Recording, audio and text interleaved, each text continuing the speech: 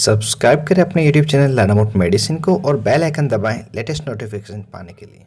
स्वागत है दोस्तों एक बार फिर से आपके अपने YouTube channel learn about medicine में, जहां आप पाते हैं दवाइयों के बारे में संपूर्ण जानकारी।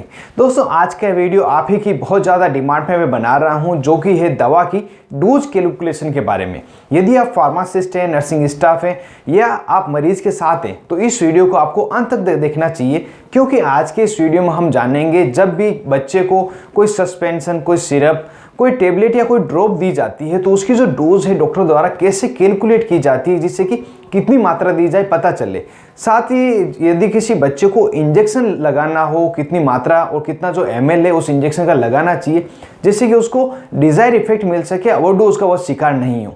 किस तरह से कैलकुलेट करते हैं इस वीडियो में हम जानेंगे, इसलिए वीडियो को आप पूरा देखें। साथ ही चैनल पे पहली बार है तो चैनल को सब्सक्राइब करना नहीं भूलें और वीडियो को लाइक सब्सक्राइब जरूर से करें। मैं हूं आपका दोस्त मोहित और आप देख रहे हैं अपना YouTube channel learn about medicine. चलिए आज फिर कुछ नया सीखते हैं।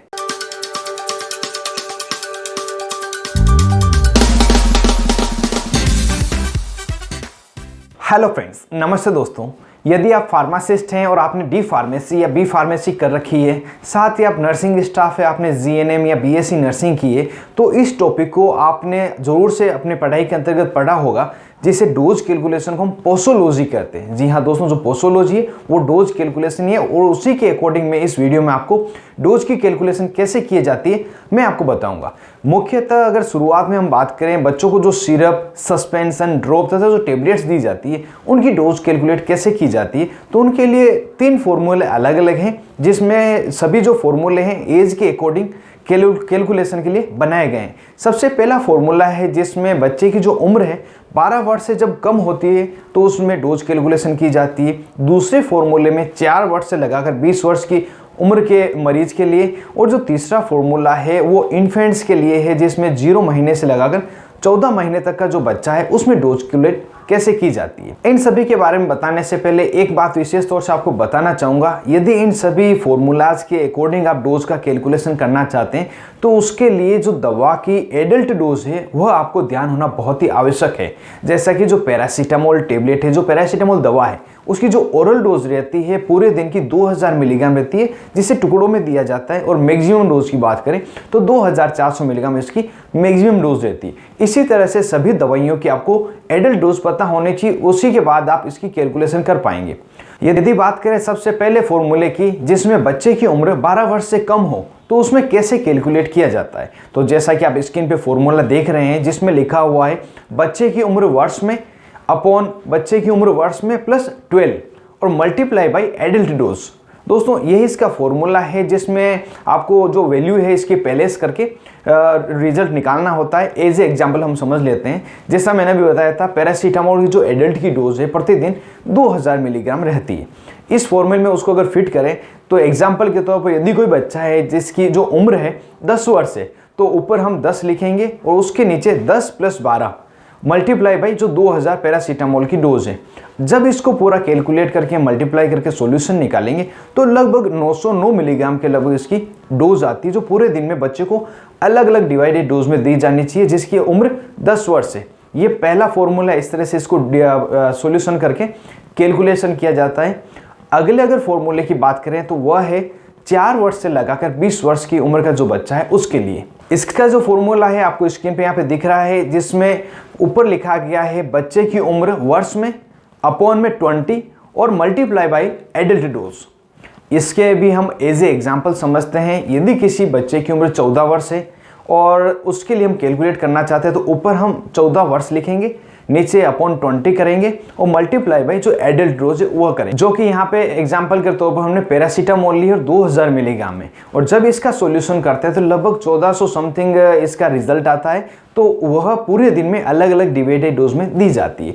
तो इस तरह से ये दोनों ही फॉर्मूले यूज लिए जाते हैं। और इन दोनों फॉर्मूलों की अगर नाम की बात की जाए, जो पहला फॉर्मूला है वो यंग्स फॉर्मूला है, जो दूसरा फॉर्मूला है वो क्लर्क्स फॉर्मूला है।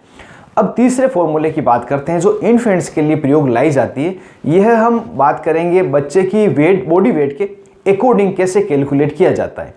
जैसे बच्चे की बॉडी वेट की जो मैंने लिस्ट है आपको यहाँ स्क्रीन पे दे रखी है। जब बच्चा 1 महीने का होता है उसका कितना वेट होता है, 2 महीने का कितना वेट होता है, तो आप यहाँ पे देख पा रहे हैं। एग्जाम्पल से हम अगर समझें तो 4 महीने के जो बच्चे हैं उसको हम ले लेते हैं। सामान्य तो जो उसका वजन होता है, अगर बॉय बेबी है तो उसका वजन लगभग 8 किलो के लगभग 8 किलो या 500 ग्राम रहेगा, और गर्ल बेबी है तो थोड़ा कम रहेगा। यहाँ पे हम कैलकुलेशन कर लेते हैं, पैरासीटामोल से ही करते हैं। पैरासीटामोल की जो डोज है प्रति केजी वो 15 मिलीग्राम प्रति केजी प्रतिदिन है।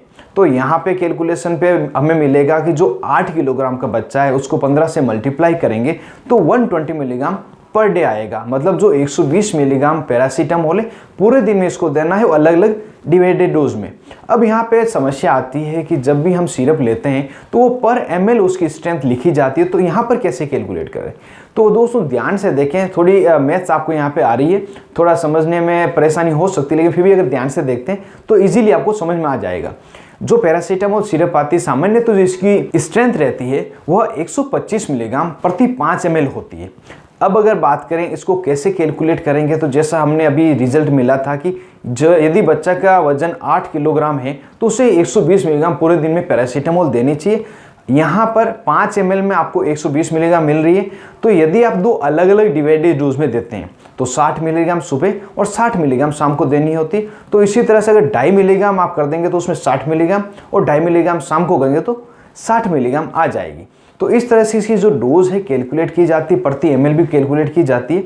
उम्मीद करता हूँ ये आपको समझ में आया होगा, और इससे अलावा मैं कुछ स्क्रीन पे डिटेल दे रहा हूँ उसको आप देखे समझ सकते हैं। यदि समझ नहीं आया तो इसको पॉज करके भी आप थोड़ी देर देख सकते हैं। यह जो डोज कैलकुलेशन था बच्चों में सिरप, सस्पेंशन, टेबलेट जैसा ड्रॉप है उनके लिए था।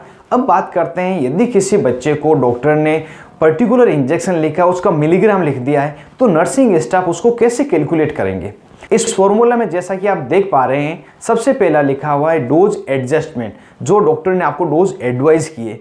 उसके बाद में एम्पुल में कितनी डोज है, ml के अंदर कितने ml का एम्पुल है, और इसके अपॉन हम लिखेंगे एम्पुल में कितने मिलीग्राम दवा है।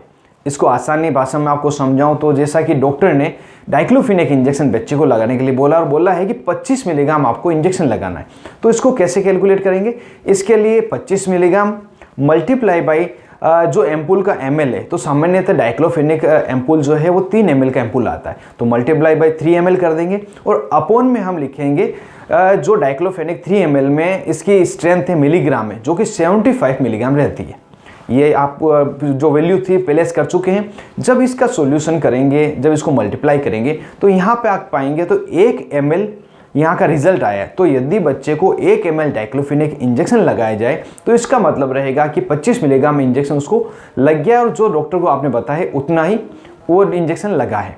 दूसरा एग्जाम्पल यदि मैं आपको बताऊं तो जैसे जेंटामाइसिन इंजेक्शन ले लेते हैं, तो उसकी जो सामान्य पैकिंग आती है एम्पुल पैकिंग में, वाइल पैकिंग में, तो 80 मिलीग्राम पर 2 ml होता है। तो इसको यदि किसी बच्चे को 45 मिलीग्राम लगाना है, 45 मिलीग्राम, तो उसकी डोज कैसे कैलकुलेट करेंगे। तो सबसे पहले हम लिखेंगे 45 मिलीग्राम मल्टीप्लाई बाई 2 ml और अपॉन 80 मिलीग्राम, क्योंकि 80 मिलीग्राम 2 ml में था। जब इसको सॉल्यूशन करेंगे तो लगभग आपको 1.125 ml आएगा। अगर इतनी डोज आप पेशेंट को पुश कर देते हैं, मतलब 45 मिलीग्राम आपने जेंटामाइसिन बच्चे को लगा दिया है। तो इस तरह से इसका कैलकुलेशन किया जाता है, और यदि फॉर्मूला आपको पता होता है तो आपको गलती की संभावना बहुत ही कम हो जाती है, एक्यूरेट डोज बच्चे को पहुंचती है, साथ ही ओवर डोज का शिकार नहीं होता है। और दोस्तों ये डोज कैलकुलेशन जो था मैंने बिल्कुल आपकी सामान्य नॉलेज के लिए बताया है। वैसे तो आपको डोज डॉक्टर कैलकुलेट करके बताते, फिर भी यदि आप भूल जाएं सही डोज बच्चे को दे सके। तो दोस्तों पूरी जानकारी मैंने डोज कैलकुलेशन के बारे में बताई जो आपके लिए महत्वपूर्ण थी। वैसे तो अगर एकेडमिक तौर पे देखें तो ये पोसोलॉजी पूरा अलग से ही चैप्टर है। यदि आप में से कोई स्टूडेंट है और पूरी डिटेल में देखना चाहता है तो हमारी ही टीम का एक चैनल है जिसके मैं लिंक आपको डिस्क्रिप्शन में दे रहा हूँ। साथ ही ऊपर आई बटन पर क्लिक करके भी पोसोलॉजी टॉपिक है, इसके बारे में पूरी आप एकेडमिक रूप से जान सकते हैं। बाकी जो सामान्यतः प्रैक्टिस के समय या बच्चों को इंजेक्शन लगाते समय MOT में जरूरत होती है, उसकी इंफॉर्मेशन मैंने इस वीडियो में दे दी है। उम्मीद करता हूं ज़्यादा से ज़्यादा जानकारी आपको मिली होगी और सभी डाउट्स आपके क्लियर हुए होंगे और वीडियो आपको जोर से पसंद आया होगा। यदि वीडियो आपको पसंद आया जरूर से इसको लाइक करें और ज़्यादा से ज़्यादा इसको शेयर करें जो किसी और के भी काम आ सके। और अभी तक आपने अपने YouTube channel learn of medicine को सब्सक्राइब नहीं किया हो तो नीचे दिए रेड बटन को दबाकर जरूर से सब्सक्राइब कर दो, पास में बेल आइकन इसे जरूर दबाएं जो आने वाले वीडियो के सभी नोटिफिकेशन आपको मिल सके और मेरे सभी वीडियो आप मुफ्त में देख सके। आप थे अपने दोस्त मोहित आदि साथ देख रहे थे अपना YouTube channel learn of medicine. Thank you friends, take care and be careful medicine users.